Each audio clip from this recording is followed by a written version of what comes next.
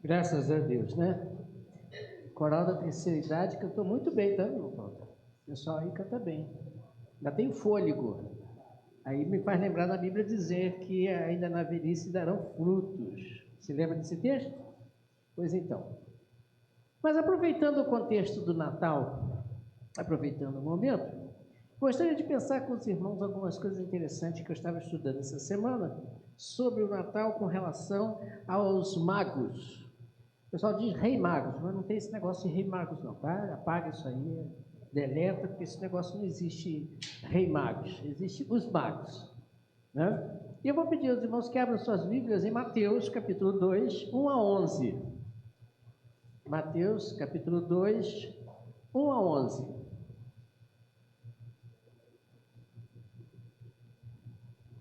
Mateus 2, 1 a 11.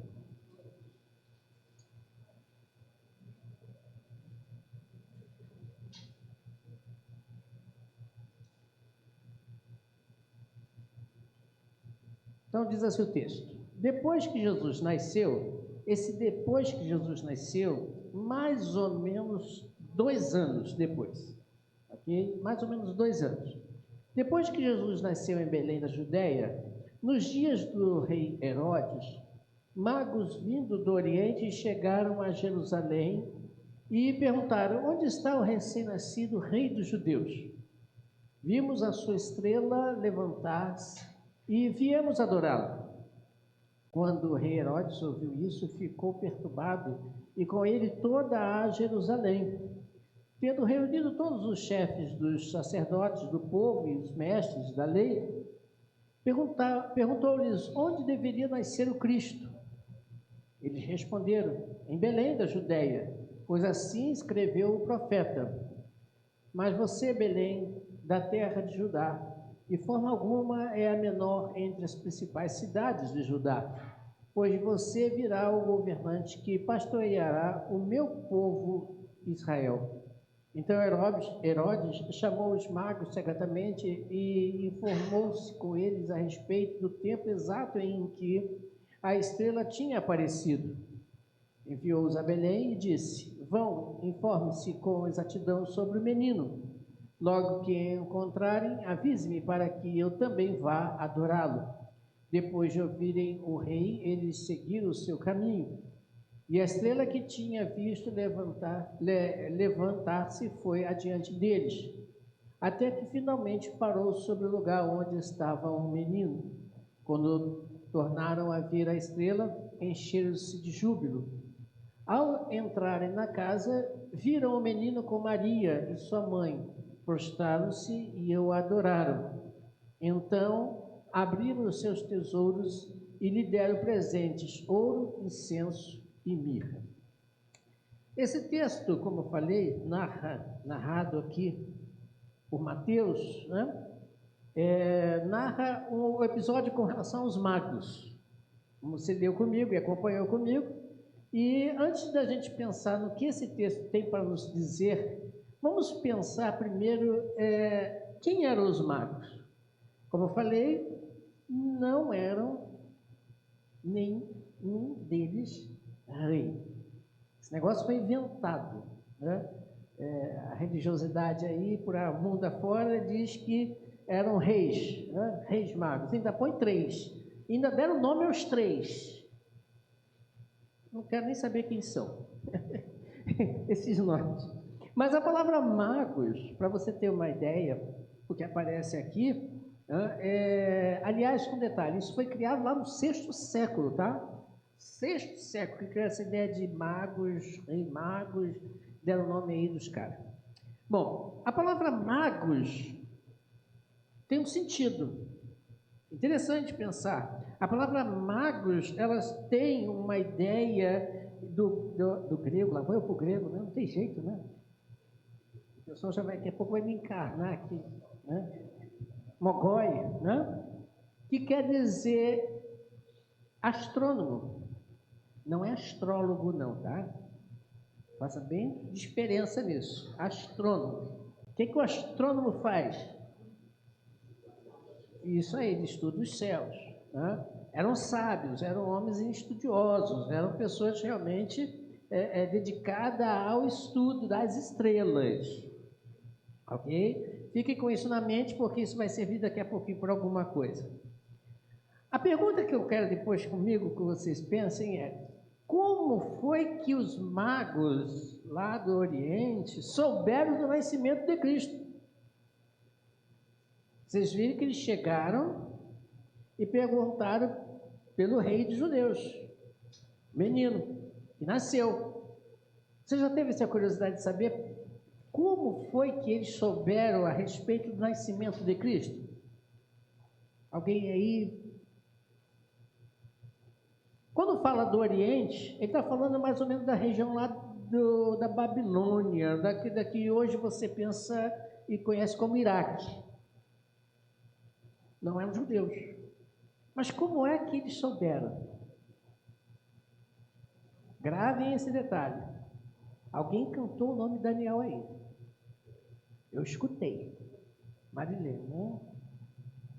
Pois é, o povo judeu esteve preso, né? Escravizado, né? Foram levados por Nabucodonosor para a Babilônia. E lá na Babilônia você sabe que o Daniel, que a gente tem na Bíblia, ele era o que lá na Babilônia? Hã? Não, ele era escravo, mas ele tinha uma função no palácio. Ele era astrônomo, ele era o chefe dos magos. Ele era o chefe lá. Quando você lê a história dele, você vê interessante isso. Daniel era aquele que ficou responsável pelos estudos, inclusive, das estrelas. Detalhe que você deve memorizar e colocar na sua cabeça aí. Então, provavelmente, lógico, por ser chefe, estudando com aquele pessoal, conhecendo as escrituras, ele já vinha estar falando alguma coisa sobre isso. Segure isso aí. Agora, como foi que eles souberam que este menino, exatamente este menino, porque você sabe, na realidade, todos os dias nascem meninos e meninas. Concorda comigo? E naqueles dias também não, era uma coisa diferente. Nascia-se meninos e meninas. Tanto que Herodes manda matar todos os meninos. Né? Para não sabia quem. Como é que eles sabiam que era exatamente este menino chamado Jesus, que aproximadamente tinha 2 anos de idade, como eu falei, né? Era ele o rei dos judeus.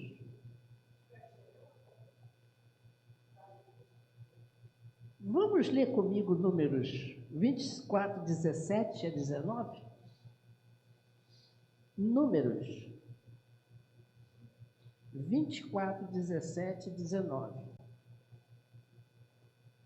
O que diz?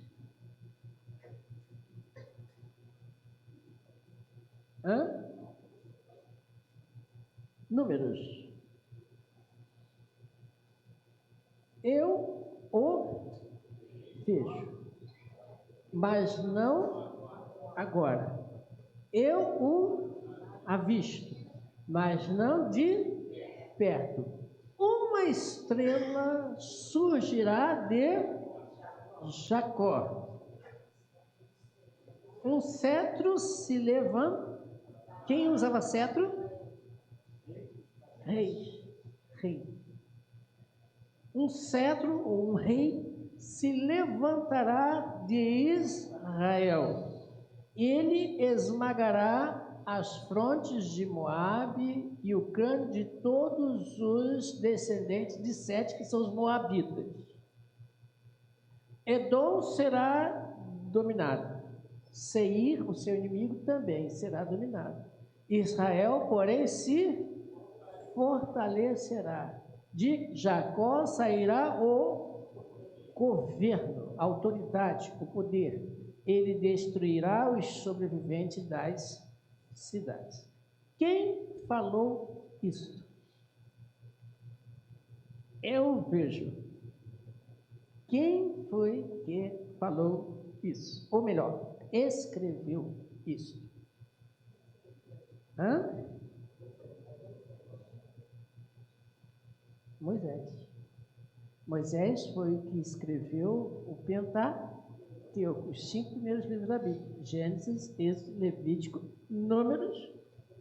Então, Moisés está dizendo para você e para mim que eu o vejo. Não agora. Eu o avisto, mas não de perto, porque entre Moisés e Jesus se passa mais ou menos quantos anos?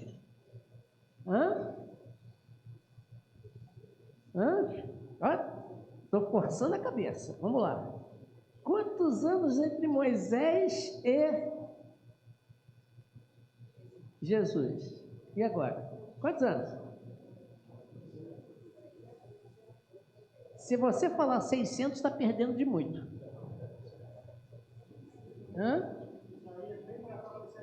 Isaías foi 700. Então vamos subir essa conta para mais ou menos quanto aí? Por aí, 1.500 anos.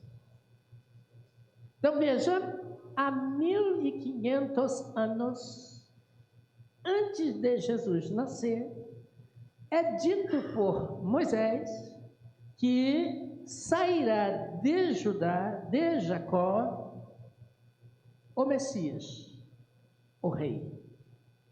Ele virá de lá, e não é qualquer menino, é o rei. Mas o detalhe do texto é que ele diz uma estrela.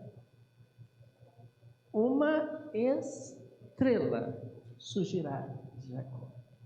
Então veja como foi que os magos,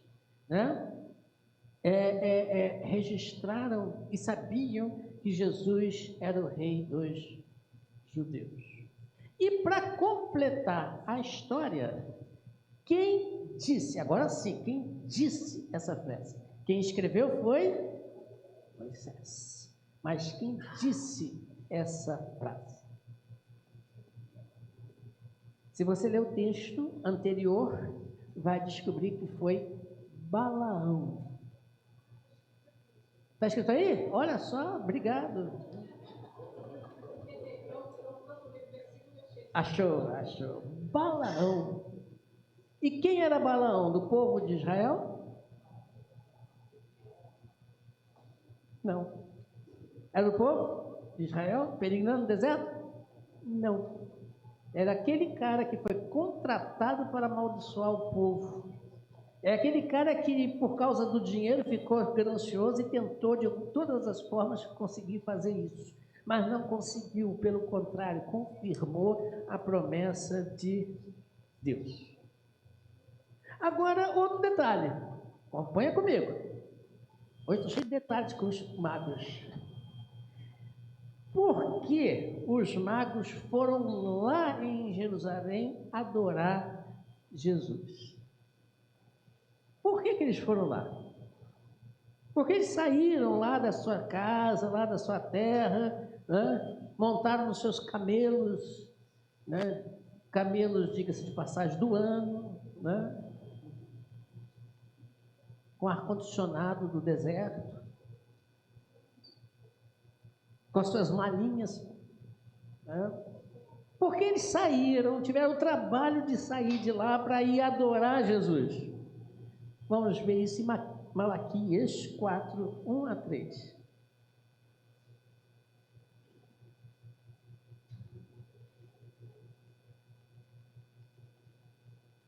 Olha só, e leia com cuidado. Pois certamente vem o dia, ardente como uma fornalha. Todos os arrogantes e todos os malfeitores serão como palha. E aquele dia que está chegando, ateará fogo neles, diz o Senhor dos Exércitos. Não sobrará raiz ou galho algum para eles.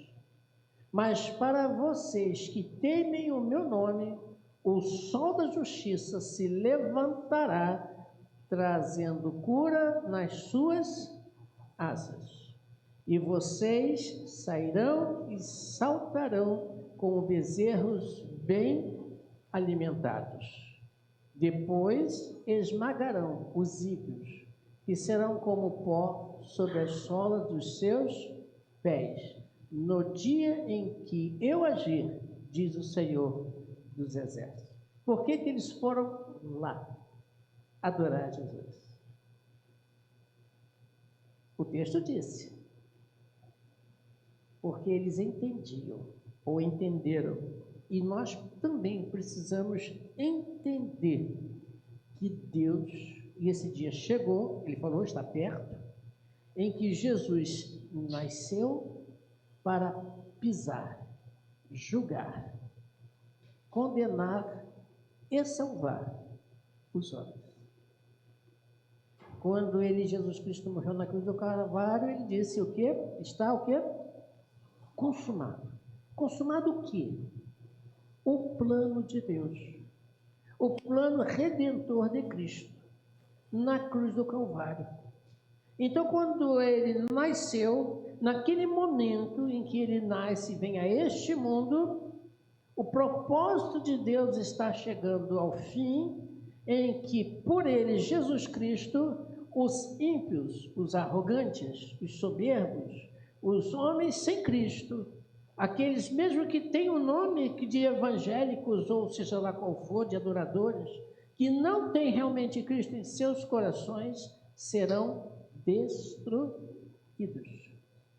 Mas aqueles que, diz o texto, aqueles que reverenciam a Deus, mas aqueles que reverenciam o sol da justiça, estes, diz o texto, sobreviverão, ganharão, viverão.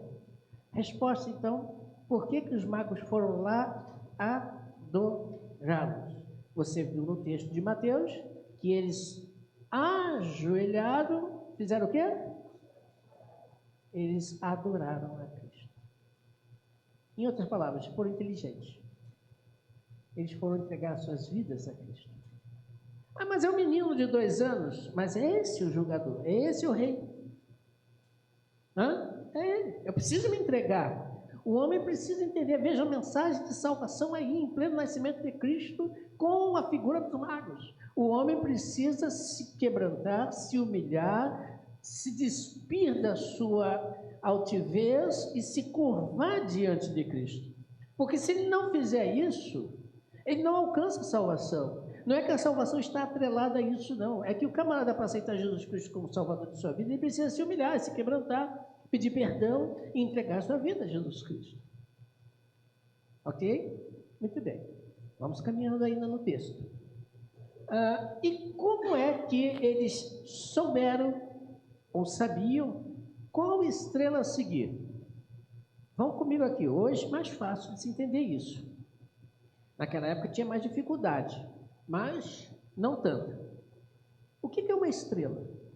Você sabe o que é uma estrela? É um astro. O nosso Sol é uma estrela. Planetas não são estrelas, por favor. Tá? Planetas não são estrelas. A Lua reflete a luz do Sol. A Lua não é uma estrela. A Lua é um satélite natural que gira em torno da Terra, assim como outros planetas giram em torno dos seus astros, dos seus sóis. Muito bem. Mas de vez em quando passa uma estrela que a gente chama até de cadente, não passa? O pessoal, estrela cadente, porque está brilhando. Mas não é estrela. Mas você hoje sabe disso. Você estudou isso. Nós estudamos isso. Um cometa passando no céu, por exemplo, alguns já viram, eu nunca vi, né? Mas um cometa, quando passa no céu, alguns deixam até rastros, né? Aqueles que tiveram a felicidade de ver, eu nunca vi, né? Parece realmente uma estrela, né? Fica brilhando lá. Eu não entendo muito esse negócio não, mas diz os entendidos aí. Eles não poderiam ter, naquela época, veja, eu estou falando de 2000 anos, mais ou menos atrás, os caras não poderiam ter pensado que aquilo fosse um cometa?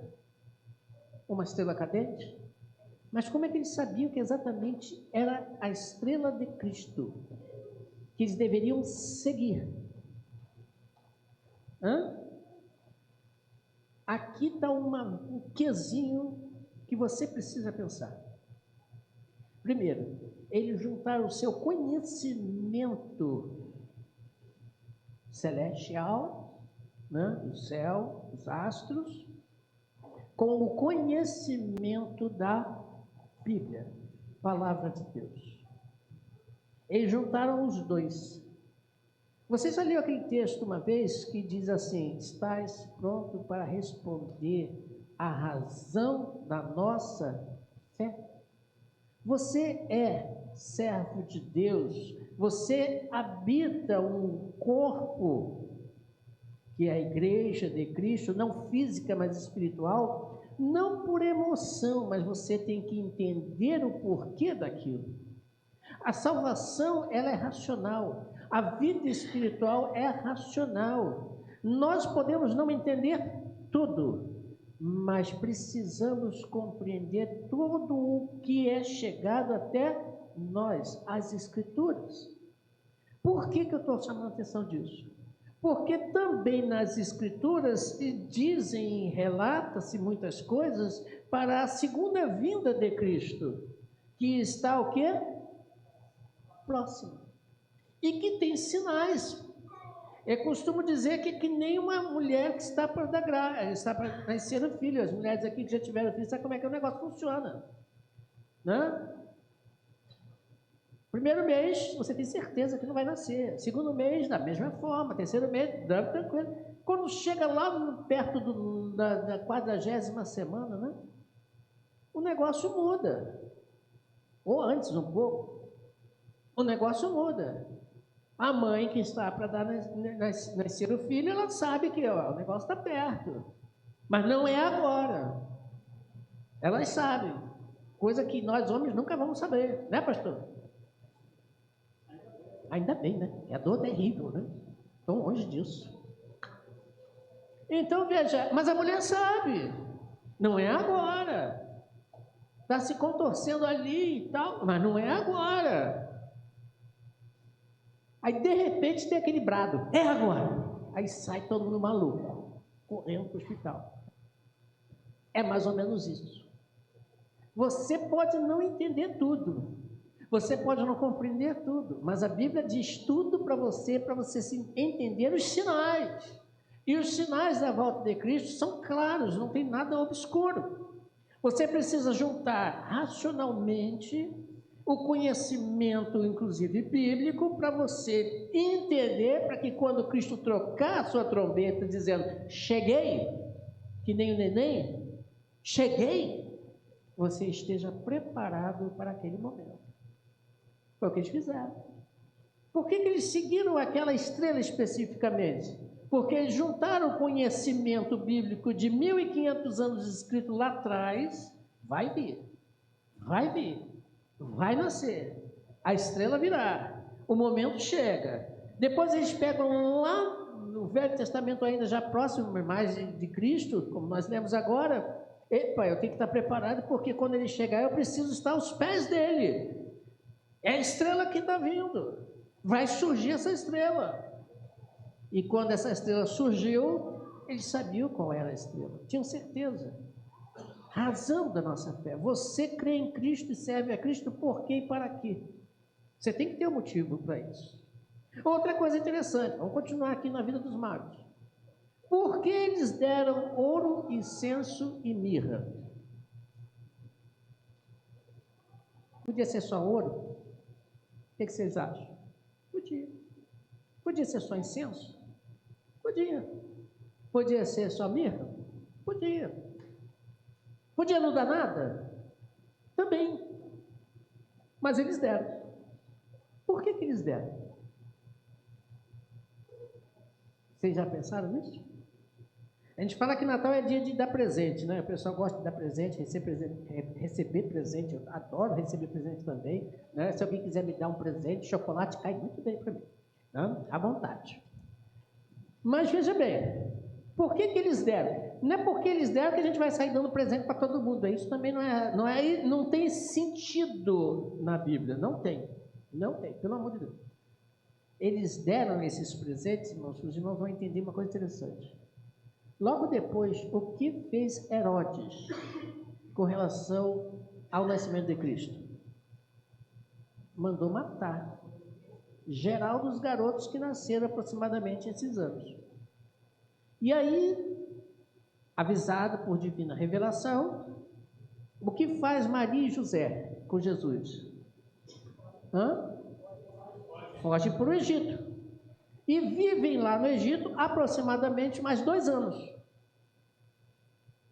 Vivendo do quê? Comeram do quê? Melhor, pagaram as contas com o quê? Os presentes. Olha os presentes aí.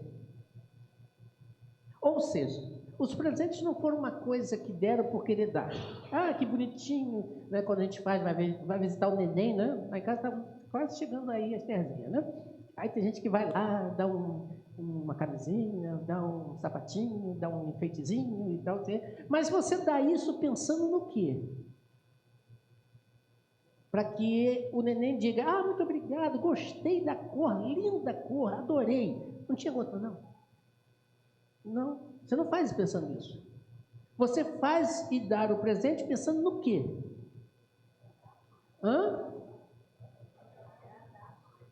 Para ajudar, contribuir para o sustento da criancinha. Vai que ele não tem um chapeuzinho, vai que ele não tem um babador, alguma coisa do tipo, né? Vai que não tem. Então tá aí para ajudar. Mesma coisa eles fizeram, mas tocados por Deus em seus corações. O que nós vamos aprender então com isso? Agora vem as lições, tudo foi tradução. Agora vem as lições, mais meia hora está tudo certo. Estou brincando. As lições que a gente pode tirar disso tudo. Por isso que eu falei, anota aí, guarda aí, segura aí. Primeira lição que precisamos tirar na vida dos magos. A palavra de Deus, ela toda, e você sabe disso, é verdadeira. E tudo que ela diz, suas profecias, suas promessas, se essas que não já se cumpriram, vão se cumprir. Em suma, a palavra de Deus é o que é e tudo que está ali será, se já não foi alguma coisa dela. E veja Miqueias, capítulo 5, versículo 2, dizendo sobre Jesus Cristo. Miqueias, capítulo 5, versículo 2. Mas você... Vamos lá, leia para mim. Mas você... Embora...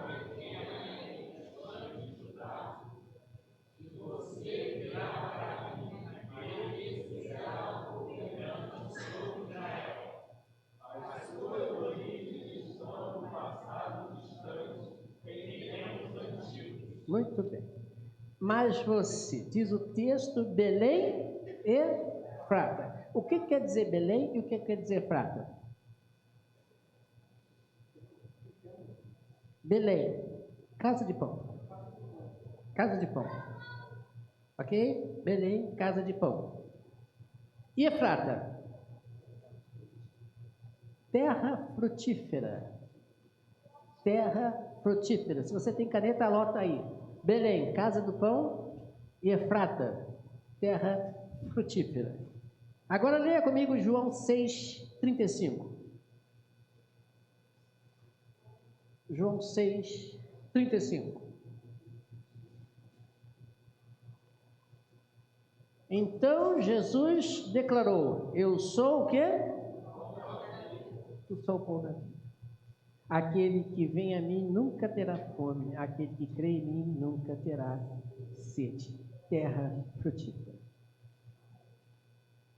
Então, veja, a Bíblia apontou para Jesus e aponta até hoje, dizendo que Jesus, ele é o nosso pão que veio dos céus. E aquele que for até Jesus Cristo jamais, nunca terá necessidade. E eu não digo somente espiritualmente, mas também materialmente.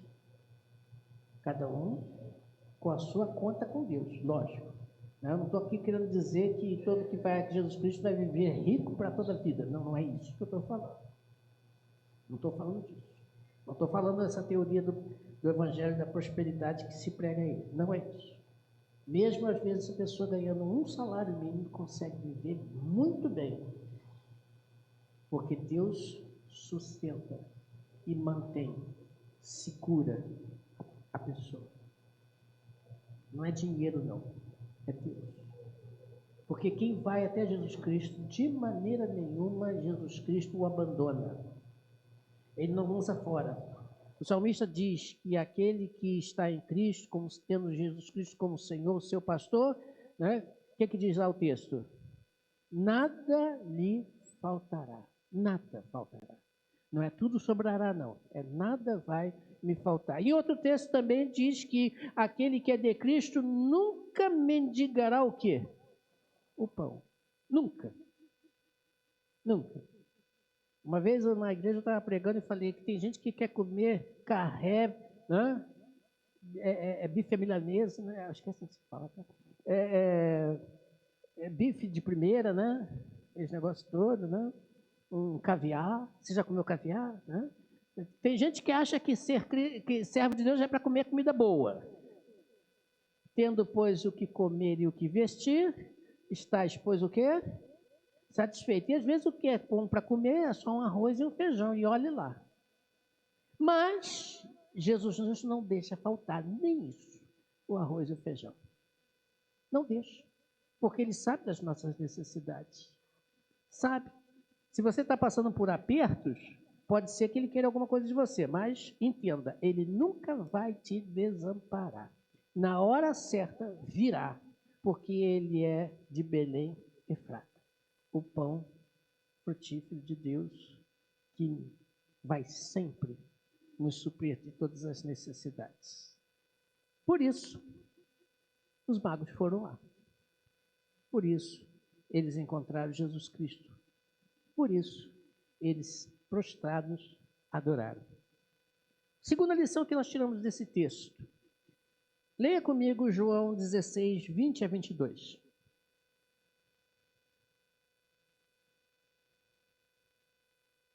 João 16, 20 a 22. Já pincelei alguma coisa sobre isso, mas vê aí.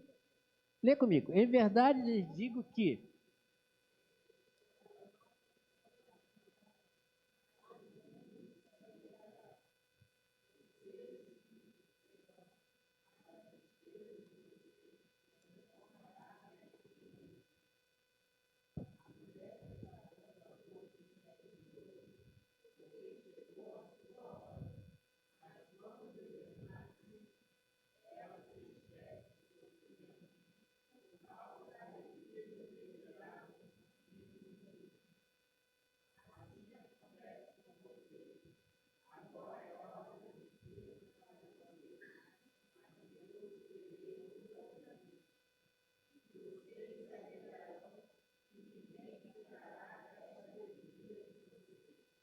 você crê nisso?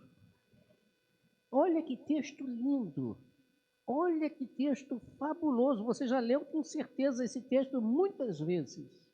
Mas veja o que Jesus Cristo está dizendo. Ó, gente, é por pouco tempo, mas vocês estão passando dificuldades, dores e sofrimentos. Eu estou com vocês até o fim. Mas virá o dia, assim como a mulher, né, que sofre aqueles constrangimentos todos, né? Desde o início, enjoo, né? Vocês sabem, as mulheres sabem tudinho aí, né? Vocês sabem daquele enjoo, inchaços, né? Dor na perna, dor na coluna, falta de ar, cansa fácil já no finalzinho, e depois ainda tem a dor de parto, aquelas que fazem cesárea tem a dor do corte, né? Negócio complicado. Mas depois que passa isso tudo, o que vem? Alegria. Alegria por ter gerado um filho. Alegria porque nasceu, fez aquela vida linda, maravilhosa, né? Tá certo que é com cara de joelho muitas vezes aí, né? Mas é lindo, né? É bonito, fabuloso. É isso que Jesus Cristo está dizendo para a gente. Olha, nesse mundo, vocês estão tendo dificuldades, sofrimentos. Você lembra que eu falei que os magos saíram lá da sua terra? Ainda fui brincando um pouquinho aqui, falando do transporte do ano, né? Um camelinho, né? Com ar-condicionado do deserto. Lembra que eu falei isso, brincando? Você acha que isso é bonito? Tentem fazer uma viagem nas costas de um animal carregando água, né, que não é refrigerada, é quente, apesar de estar dentro de uma vasilha própria. Tentem fazer uma caminhada num deserto para chegar numa cidade sem saber mais ou menos para onde vai, só está seguindo uma estrela. Tentem fazer um negócio desse. É sofrimento? É sofrimento. Tem dores, tem dificuldade. Mas veja que Jesus Cristo está dizendo, olha, no início, por enquanto, é difícil, é doloroso. Mas quando nascer o garoto, a criança, esquece aquilo tudo. Esquece aquilo tudo. Aquelas gritarias, aquelas dores, esquece tudo. E ali passa a felicidade de ser mãe, passa a alegria. E veja que o texto diz, olha gente, eu voltarei, virei outra vez, e vocês se alegrarão. Vocês se alegrarão. E esta alegria é uma alegria perfeita. Essa alegria é uma alegria eterna. Essa alegria ninguém vai tirar da gente. Deu para entender? Os magos viram isso em Jesus Cristo. Eles foram com alegria, encontraram Jesus Cristo, o Salvador de suas vidas. Eles se prostraram, se colocaram e adoraram a Deus. E para concluir, essa frase, prostrados, né, prostrados o adoraram. Essa frase, irmãos, é muito profunda. Sabe por que é profunda? O que é prostrar-se? Você sabe o que é prostrar? Hã? Ajoelhar-se. Tá. Essa é a melhor palavra. Humilhar-se. Não adianta você se ajoelhar diante de uma pessoa, de um rei, de uma autoridade, e até mesmo de Deus, se teu coração não está quebrantado e humilhado diante de Deus. Não adianta. Vamos aqui agora orar, ajoelhados, todo mundo ajoelhado, e vamos orar. Tudo bem, tem gente que gosta, não critico, faça do jeito que quiser, não tem problema nenhum, eu não vou reclamar. O negócio é o nosso coração. Como está o nosso coração diante de Deus? Aqueles homens chegaram diante de uma criança de 2 anos de idade aproximadamente. E eles colocaram suas vidas de coração ali com alegria por estar vendo o Salvador de suas vidas. Eles se humilharam, eles eram homens inteligentes, homens maduros, pessoas de bens, porque só pode dar aquilo, tem que ser homens de bens, né? Eram homens importantes, eram pessoas estudiosas, mas ali diante do bebezinho eles se quebrantaram, se humilharam, não diante de uma figura de neném, mas na figura de Deus. Isso é muito profundo, porque nós temos uma certa dificuldade em nos humilharmos diante de Deus. Muitas das vezes nós nos colocamos como se fosse nós o Deus e Deus o nosso escravo.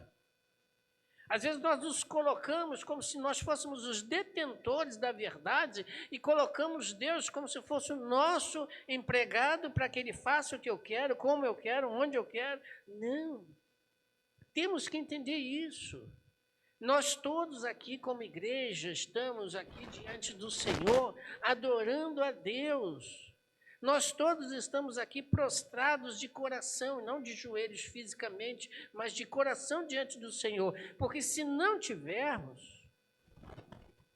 não adianta. Eu digo, é perda de tempo, inclusive. Né? É perda de tempo.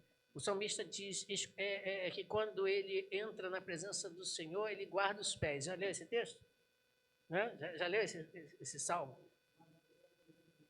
Guarda teu pé quando entrares na casa do Senhor. O que ele está dizendo isso? Você acha que tinha um armário ali que o cara chegava e tirava o pé fora e colocava no armário e depois entrava? É assim que funciona? Né? Ou para simbolizar, pegava sandálias, né? Botava a sandália ali e entrava? É isso? Né? O que você acha? Não. Essa figura de linguagem quer dizer que o nosso coração, para entrar na presença de Deus, tem que estar quebrantado, humilhado e perdoado, contrito. Senão você não entra na presença de Deus. Não adianta. Né? Os irmãos aí que trabalham, tem chefe que para você entrar, você tem quase que bater continência, né? Aliás, bater não, é prestar continência. Desculpa aí os militares. Né? Tem chefe aí que você só falta... Senhor Majestade, só falta falar isso. Agora imagina Deus. E às vezes nós entramos diante de Deus de qualquer forma, de qualquer maneira, sem um quebrantamento de coração. Nós precisamos nos humilhar. Nós precisamos nos quebrantar, porque a estes Deus um dia vai exaltar. A estes um dia Deus vai glorificar. E com certeza sim, aqueles homens fizeram. E a segunda palavra é adorar. O que é adorar? Eu já falei aqui e repito, porque tem gente que às vezes não esquece quando se fala, ou então pessoas que não convidam. Adorar não é cantar, pelo amor de Deus. Está lá no Salmo. Bom é louvar ao Senhor e cantar louvores. São duas coisas diferentes. Adorar quer dizer o quê? A palavra adorar. Quem sabe? Quem lembra o que eu falei?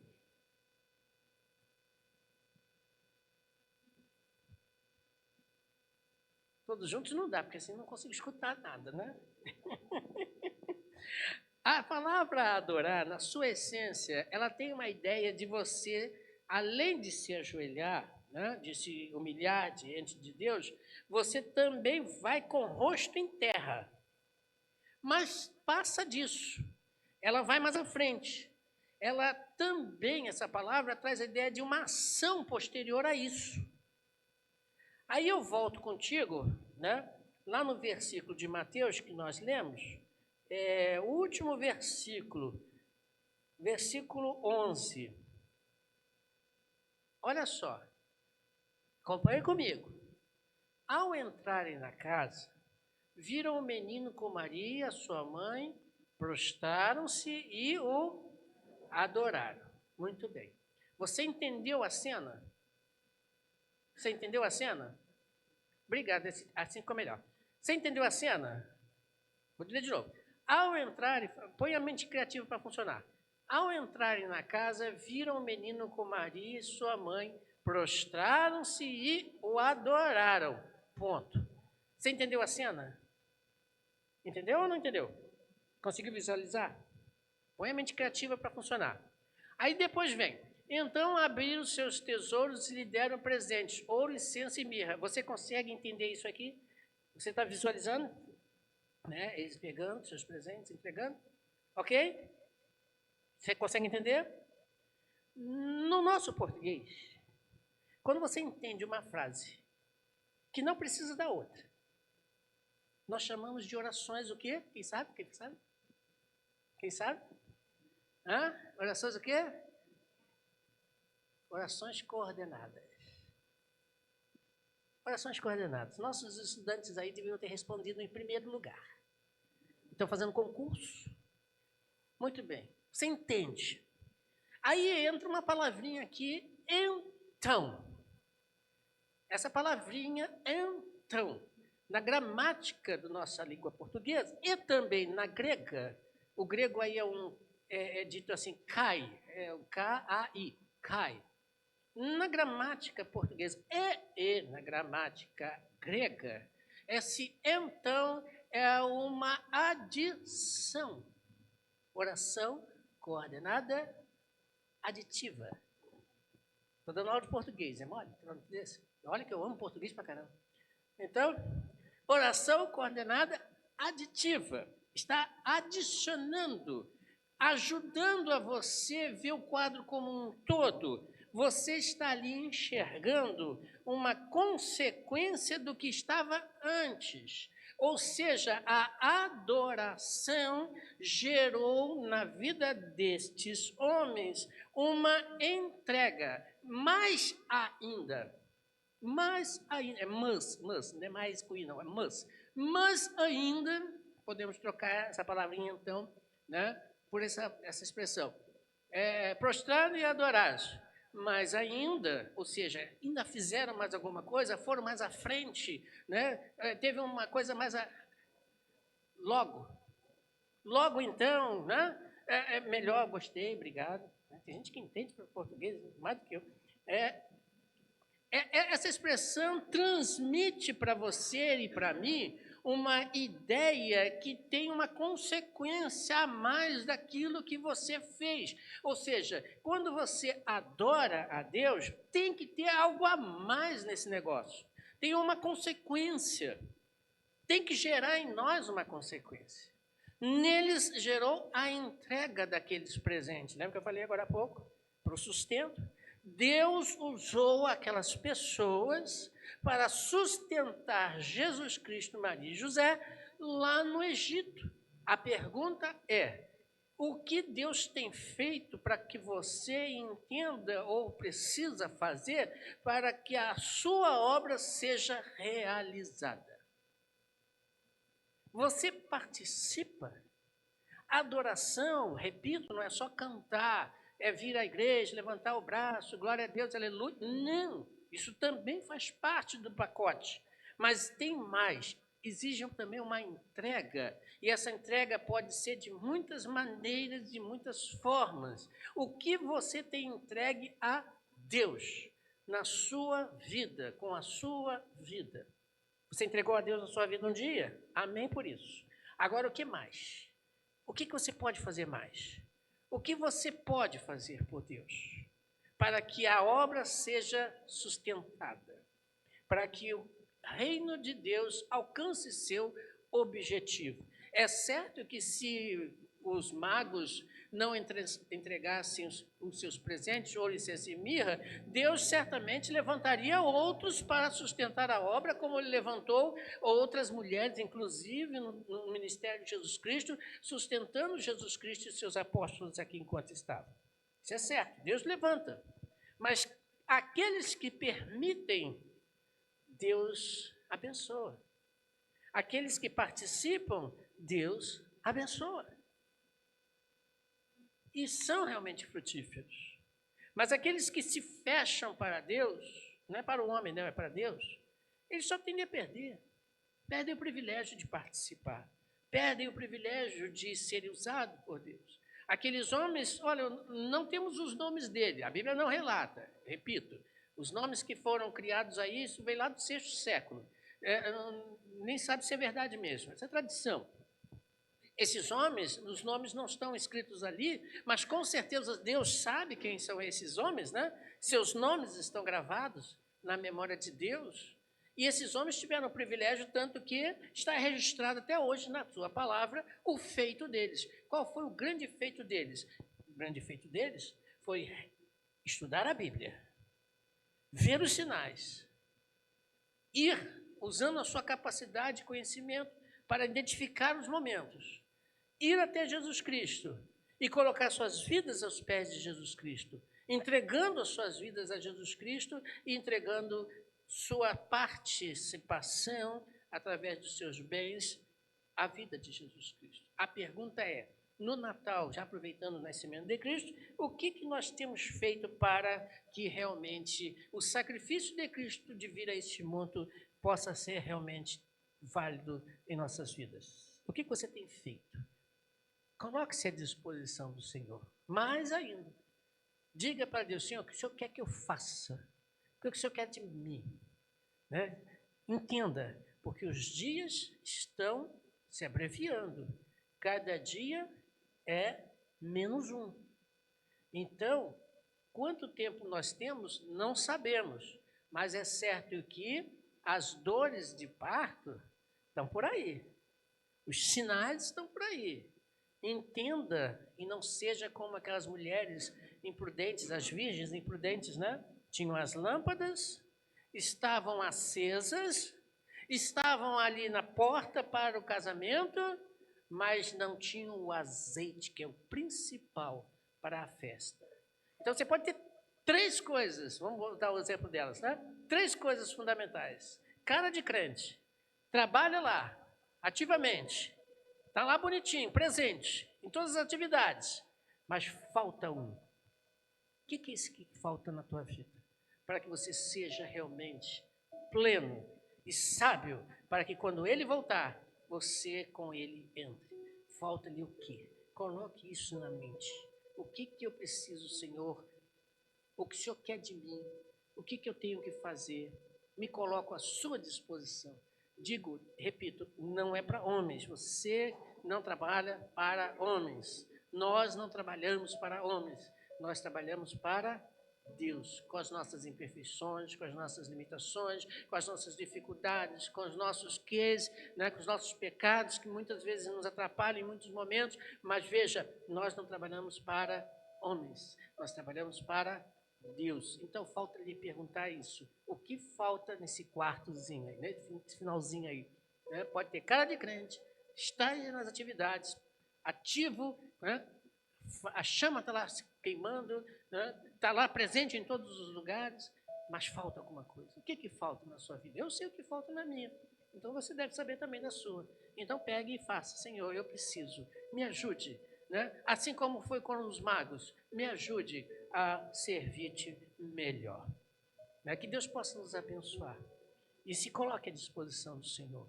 Viva para Deus, sirva-o, prostrado, adorando, como fizeram muitos outros homens no Velho Testamento, no Novo Testamento e até os dias de hoje, né? Deus possa te ajudar. Vamos orar? Nosso Deus e Pai, muito obrigado, Senhor, porque estamos na Tua presença, adorando o Teu santo nome. Nos ajude a entender a Tua mensagem, aquilo que queres para nós, para que venhamos viver conforme a Tua vontade. Ajuda-nos, Senhor, em tudo que for necessário, para que o Teu reino, o Teu nome seja glorificado e anunciado entre todos aqueles que precisam ouvir. Muito obrigado, Senhor, mais uma vez por tudo. Em nome de Jesus eu oro e agradeço. Amém, Senhor. Estamos chegando ao final, né, Dante? Não sei se os irmãos já repararam na fachada da nossa igreja, né? Evitem andar ali, porque nós está na obra ali.